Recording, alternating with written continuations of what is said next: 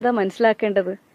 തീർച്ചയായും സാമൂഹിക വിപത്താണ് ടിനിച്ചേട്ടൻ എന്നുള്ള കാര്യം വ്യക്തമായിട്ട് എനിക്കറിയാം. അതിനെതിരെ ഞാൻ മുന്നോട്ട് പോകുക തന്നെ ചെയ്യും. ഈ ശ്വേതാമേനോൻ ടിനിക്ക് അനുകൂലമായ ഒരു നിലപാടാണ് എടുക്കുന്നത്. പലപ്പോഴും അൻസിബയുടെ പരാതി പോലും ചർച്ച ചെയ്യേണ്ടെന്നാണ് ശ്വേതാമേനോൻ പറഞ്ഞത്. അത് കേൾക്കുമ്പോൾ വിഷമാണ് തോന്നുന്നത്. കാരണം ഇത്രയും വലിയ ഒരു ഇതിപ്പോ ഒന്ന് ആലോചിച്ച് നോക്കൂ. ഈ പ്രൊഡക്ഷൻ കൺട്രോളർ രാജീവ് കുടപ്പന എന്ന് പറയുന്ന അദ്ദേഹം വന്നിട്ട് അൻസിബ അങ്ങനെ പറഞ്ഞിട്ടില്ല, അദ്ദേഹത്തിന്റെ മകൻ കൈലാസ് വന്നിട്ട് പറഞ്ഞു അൻസിബ അങ്ങനെ പറഞ്ഞിട്ടില്ല എന്ന്. അവര് ഒരു സെക്കൻഡ് മാറ്റി പറഞ്ഞിരുന്നെങ്കിൽ രാജ്യദ്രോഹ കുറ്റത്തിന് ഞാൻ ജയിലിൽ കിടക്കേണ്ടി വരില്ലായിരുന്നു. അപ്പൊ അത് ഇവർക്കാർക്കും പ്രശ്നമുള്ള കാര്യമല്ലേ? ഇത്രയും വലിയ ക്രിമിനൽ പരിപാടികൾ ഇവരെല്ലാം ചെയ്തു വെച്ചിട്ട് ഞാനിത് സഹിച്ചോളണം എന്ന് പറയുന്നത് എന്ത് ന്യായമെന്ന് എനിക്ക് മനസ്സിലാവുന്നില്ല. അപ്പൊ ഇത് ചെയ്യുന്ന ആളുകൾ ഒരിക്കലും നമ്മുടെ മുന്നിൽ, ഈ സൊസൈറ്റിയുടെ മുന്നിൽ ഞെളിഞ്ഞു നിന്ന് നല്ല ആളുകളാണെന്നുള്ളൊരു കപട മുഖത്തോടെ നിൽക്കാൻ പാടില്ല. അവരുടെ ആ കപട മുഖം താഴെ വീഴ് തന്നെ വേണം.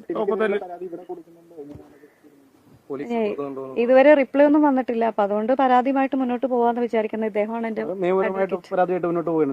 അതെ അതെ. ഒപ്പം തന്നെ ഈ സാമ്പത്തിക ഇടപാടുകൾ ഉണ്ടായിരുന്നു. ഒരു കൈലാഷ് ഒരു മ്യൂസിക് ഷോ നടത്തിയിരുന്നു, 11 ലക്ഷം രൂപ അവിടെ കൊടുത്തിരുന്നു. സരയു ഭർത്താവിനെ കൊണ്ട് ഒരു AV ജയിച്ചിരുന്നു, 2.5 ലക്ഷം രൂപ കൊടുത്തിരുന്നു. ഇതൊക്കെ അൻസിബ അന്ന് ചോദ്യം ചെയ്തിരുന്നു കാര്യങ്ങളൊക്കെ. ചോദ്യം ചെയ്തിരുന്നു. ഇത്തരം ചോദ്യം ചെയ്യലാണോ ഇത്തരം ഇങ്ങനെയൊരു മറുപടികൾ ഉണ്ടായിരുന്നു അവർക്കെന്നാ? ഇത് ആദ്യത്തെ ഇഷ്യൂ എന്ന് പറഞ്ഞാൽ ഇപ്പൊ ഞാനിപ്പോഴാണ് വാട്സപ്പ് ചാറ്റ് എടുത്ത് നോക്കിയത്. അതായത് ജനുവരി 12-ന് പ്രസിഡന്റ് നമ്മുടെ EC വാട്സപ്പ് ഗ്രൂപ്പിൽ മെസ്സേജ് ഇട്ടിട്ടുണ്ട്. ടൈറ്റിൽ സ്പോൺസർഷിപ്പ് ടെമ്പിൾ വരുന്നതിന്റെ ഡിസിഷൻ എന്താണ് എടുക്കുന്നത് എന്ന് ചോദിച്ചിട്ട്. അപ്പൊ അതിന്റെ മുന്നേ ഇതിന്റെ ചർച്ചകൾ നടന്നിട്ടുണ്ട്. അപ്പോൾ ആ സമയത്താണ് ഞാൻ ഇങ്ങനെ വ്യക്തിപരമായിട്ട് ഞാൻ പറഞ്ഞത്, ഇതൊരു ധാർമ്മികതയുടെ പേരിൽ പറയുന്നതാണ്, ഇത് ചെയ്യരുത്.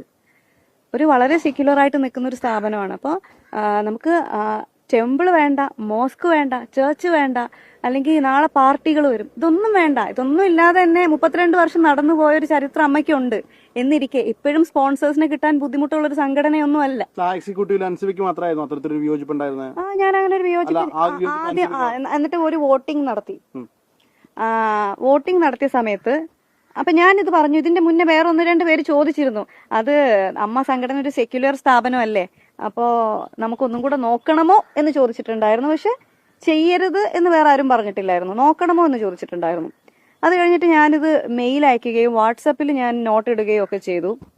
അപ്പൊ അതിനുശേഷമാണ് ഞാനിത് ഈ മെയിലൊക്കെ അയച്ചതിന് ശേഷം അമ്മയിലെ തന്നെ മറ്റൊരു മെമ്പർ എന്നെ വിളിച്ചു. പിറ്റേ ദിവസം എന്നെ വിളിച്ച് ചോദിച്ച ടോൺ ഇതാണ്: മോളെ, നീ എന്തിനാണ് മോളെ അമ്പലത്തിനൊക്കെ അതിൽ നിൽക്കുന്നത്? ഞാൻ സിനിമയിലൊക്കെ ഇങ്ങനെയുള്ള ഡയലോഗ് കേട്ടിട്ടുള്ളൂ. അപ്പൊ ഞാൻ ചോദിച്ചു, ചേച്ചി എന്നെ ഭീഷണിപ്പെടുത്തുകയാണോ? ഞാൻ അമ്പലത്തിനും പള്ളിക്കും